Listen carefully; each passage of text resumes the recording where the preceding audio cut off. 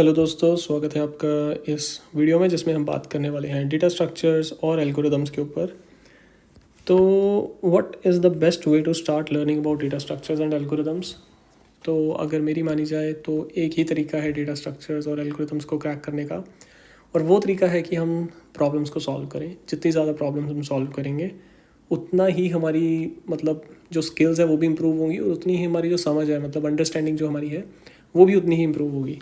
तो अगर हम बात करें सबसे सिंपलेस्ट डेटा स्ट्रक्चर की, तो एरे से ही सभी शुरुआत करते हैं। तो इसमें काफ़ी सारे कॉन्सेप्ट्स भी इन्वॉल्व हैं, जैसे कि टाइम कॉम्प्लेक्सिटी क्या होती है, स्पेस कॉम्प्लेक्सिटी क्या होती है। बट मुझे लगता है कि वो सब चीज़ें समझने से पहले इट वुड बी ग्रेट अगर आप थोड़ी सी प्रॉब्लम्स को सॉल्व करना स्टार्ट करें। तो जैसे कि अगर हम बात करें कि एक एरे क्या होता है, एरे क्या है कि आप एक कंटिन्यूस स्पेस ले रहे हैं मेमोरी के अंदर, और उस कंटिन्यूस स्पेस के अंदर आप कुछ सेम तरह के एलिमेंट्स को स्टोर कर रहे हैं। They could be numeric, they could be strings, they could be bullions, मतलब कुछ भी डेटा टाइप हो सकता है, लेकिन सभी एलिमेंट्स एक ही डेटा टाइप के होंगे, चाहे वो स्ट्रिंग्स हों, चाहे वो आपके बुलियंस हों, या फिर चाहे वो न्यूमेरिक हो। तो जब मान लीजिए आपके पास एक एरे है और उसमें है कुछ एलिमेंट्स जैसे कि 1 2 14 23 31 एंड 46, राइट। तो इससे हमें पता चल रहा है कि अगर हम एलिमेंट्स को काउंट करके देखते हैं, 1 2 3 4 5 6 एलिमेंट्स हैं इसके अंदर, तो इस एरे का मैं लेंथ बोल सकता हूँ इक्वल्स टू 6, राइट। अब अगर हम कुछ सिंपल ऑपरेशंस की बात करें, तो सबसे पहला ऑपरेशन किसी भी डेटा स्ट्रक्चर में ये होता है कि उसको ट्रैवर्स करना। ट्रैवर्स करने का मतलब क्या होता है कि हर एलिमेंट के ऊपर एक बार ही जाना, और इसके लिए जो हम कंस्ट्रक्ट यूज़ करते हैं उसको हम बोलते हैं फॉर लूप्स या फिर वाइल लूप्स। अब फॉर लूप और वाइल लूप क्या करता है, बेसिकली 1 बाय 1 वो हर इंडेक्स के ऊपर जाता है। जैसे अगर मैं इंडेक्सिंग की बात करूँ, तो एरे की जो इंडेक्सिंग है वो 0 से स्टार्ट होती है, 0 1 2 3 4 एंड 5। तो ये 5 इंडेक्सेस हैं हमारे, और सिंपल सी बात है कि 0 से लेके ये आपका 5 तक जाने वाला है। फॉर लूप आप यूज़ कर सकते हो, वाइल लूप आप यूज़ कर सकते हो, आपकी मर्ज़ी है, दोनों में से कोई भी लूप आप यूज़ कर सकते हो। तो चलिए ट्रैवर्स करने की कोशिश करते हैं इस एरे को। जैसे कि मैंने बोला, फॉर आई इन रेंज, जो भी इसका लेंथ है, मतलब 6 लेंथ है, तो आप बोलोगे 0 से लेके मुझे जाना है 6 तक। तो इसका मतलब क्या है कि ये वैल्यूज़ कौन कौन सी लेगा।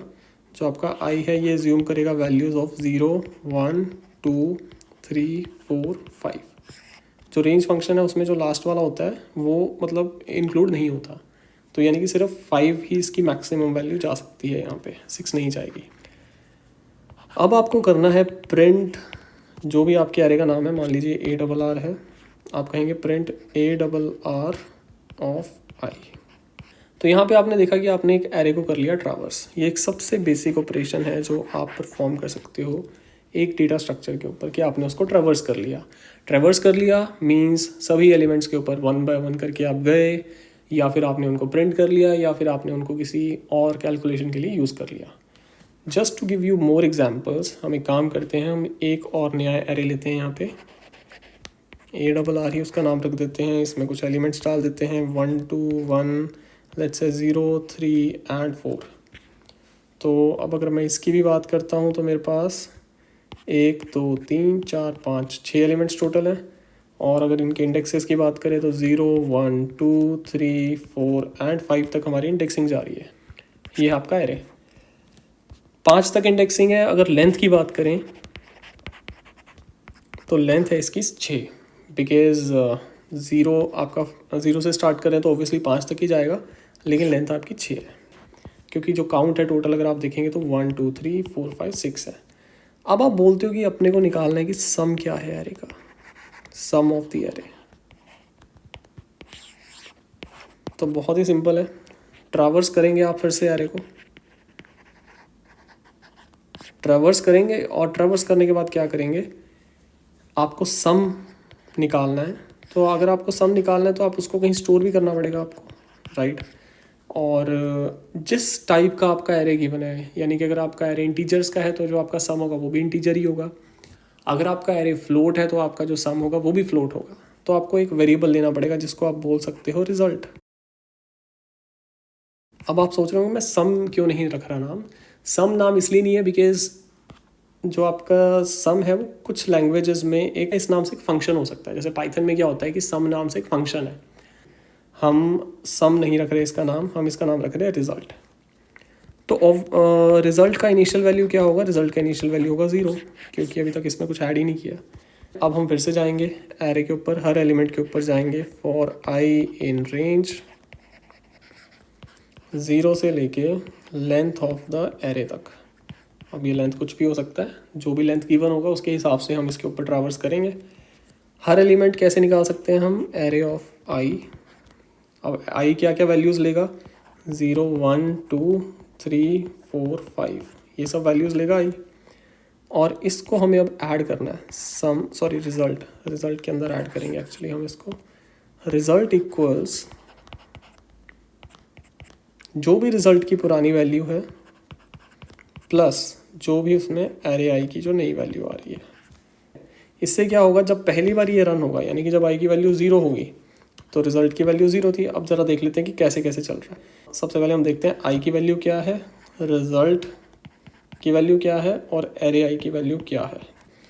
जब मेरा आई 0 है तो अगर आप देखेंगे तो रिजल्ट की पहले हमने वैल्यू ली थी 0। हमने खुद ही डिसाइड किया था कि रिजल्ट 0 रहेगा हमारा, क्योंकि जब आप कुछ भी नहीं ऐड किया जब आपने, तो ऑब्वियसली आपका रिजल्ट 0 ही होगा। एरे 0 की क्या वैल्यू है, अगर आप एरे 0 की वैल्यू देखेंगे तो वो है 1, तो एरे 0 की वैल्यू 1 आ गई। तो अब जब ये इंस्ट्रक्शन एग्जीक्यूट होगी कि result equal to result plus array i, यानी कि 0 प्लस 1, तो जो फाइनल वैल्यू रिजल्ट की आएगी वो जो अपडेट होके, अगर मैं ट्रांजिशन यहाँ से बनाऊँ कि वो 0 से 1 पर अपडेट हो जाएगी, यानी कि करंट वैल्यू अब इसके अंदर 1 स्टोर हो जाएगी। उसके बाद बात करते हैं 1 पे है आपका 2, राइट।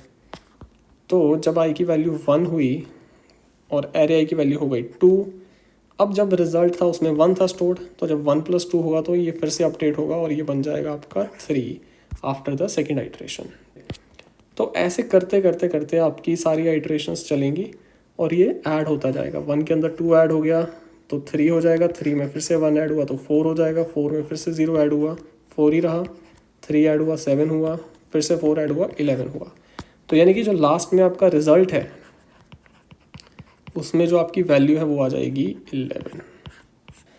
तो ये 11 है जो आपको रिटर्न कर देना है या प्रिंट कर देना है। आप सिंपली यहाँ पे लिख सकते हो प्रिंट और आप यहाँ पे लिख सकते हो रिजल्ट। तो इससे आपको पता चल गया कि एरे का सम क्या है। ये हो गया। मतलब अगर आप देखेंगे कि सबसे पहले आपने ट्रैवर्सल सीखा, अगर आपको ट्रैवर्सल नहीं पता होगा एरे का तो आपके लिए सम निकालना मुश्किल, आप सम नहीं बता पाओगे क्या होता है। तो सिमिलरली आपको पता चलेगा कि जो डिफरेंट डेटा स्ट्रक्चर्स हैं उनकी ट्रैवर्सल से आपको क्या बेनिफिट मिल सकता है, क्यों आपके लिए ट्रैवर्सल ज़रूरी है किसी भी डेटा स्ट्रक्चर का, और किस तरह के प्रॉब्लम्स हैं जिनको हम सिर्फ ट्रैवर्सल से ही सॉल्व कर सकते हैं। मतलब उसके लिए हमें कोई बहुत ज़्यादा एडवांस्ड कॉन्सेप्ट्स में जाने की ज़रूरत नहीं है। सिर्फ अगर हमें किसी डेटा स्ट्रक्चर को करना है वो पता चल गया, उससे प्रॉब्लम्स हमारी काफ़ी सारी सॉल्व हो जाएंगी। तो आप ये लेकर चलिए कि इसको आप एज अ टेक्निक भी मान सकते हैं, बट दिस इज़ नथिंग। आपको सिर्फ एक ट्रैवर्स करना है उस चीज़ को और उसी से ही आपकी काफ़ी सारी प्रॉब्लम सॉल्व हो रही हैं। चलिए दोस्तों, जो भी अभी हमने सीखा है उसे हम ज़रा कोड में इम्प्लीमेंट करने की कोशिश करते हैं। ये है पाईचार्म एडिटर और मैंने क्या किया है, मैंने एक नया प्रोजेक्ट इसमें क्रिएट कर लिया है। नया प्रोजेक्ट क्रिएट करने के लिए आपको कुछ खास नहीं करना, जो भी प्रॉम्प्ट्स आ रहे हैं डिफ़ॉल्ट एक्सेप्ट करके आप एक नया प्रोजेक्ट क्रिएट कर सकते हो। वैसे मैं इस चीज़ को किसी फ्यूचर वीडियो में कवर कर लूँगा इन केस आपको कुछ प्रॉब्लम आती है।